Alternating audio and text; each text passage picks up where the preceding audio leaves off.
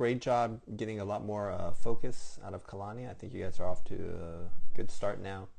So now we're going to focus on some agility. And so if we need to go from here to here, we have a turn right here. And what we don't want to do is push on the dog. Oops, let me use a different one. We don't want to push on the dog. Instead, we want to pull the dog. So I want you to line up on the other side of the tire and run it this way.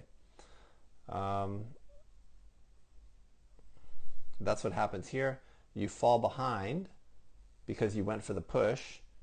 And so as you fall behind, the dog curls back towards you. So this can be solved if we run this from the other side. So then the dog will go this way, and then right when you get in here, you're going to rear cross. Okay, so we have to get comfortable with our rear crosses. I think this is all very good. But then now look, we have a situation where the dog comes down and then turns. So again, you're pushing on the dog's line. So what I'd like to see instead, well, I don't think there's a good place. You can try rear crossing here, but that's always hard to do. So here you want to get better so you can come in and blind cross at the end of the A-frame. That's hard though, that's hard. This is all very good. Okay, here the push is reasonable, but this is the takeoff for the dog, and you're facing this way. You need to be going this way.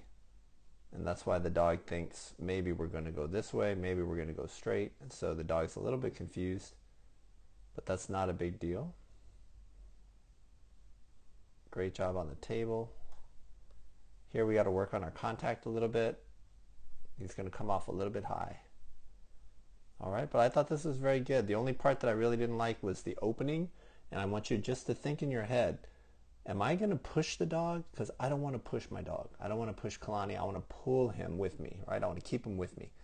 So what do I need to do? And so for the opening, you needed to be on the other side. And if you ever need a switch over, something that you can do is a blind cross. All right, if you have any questions about that, let me know.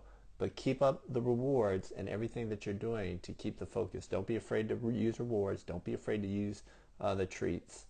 And use them before and after your runs, but especially after your runs. When you come out, I want to see, a hand touch here, a second hand touch, a third hand touch. Put the leash on, do more hand touches, get him some treats. Walk 20 feet, then do 1 or 2 hand touches, then go back to the crate, do a hand touch before he goes in the crate, then he goes in the crate, then you put the food in the crate, and then when he's done eating, then you can get him out of the crate and make him do a hand touch and give him more food.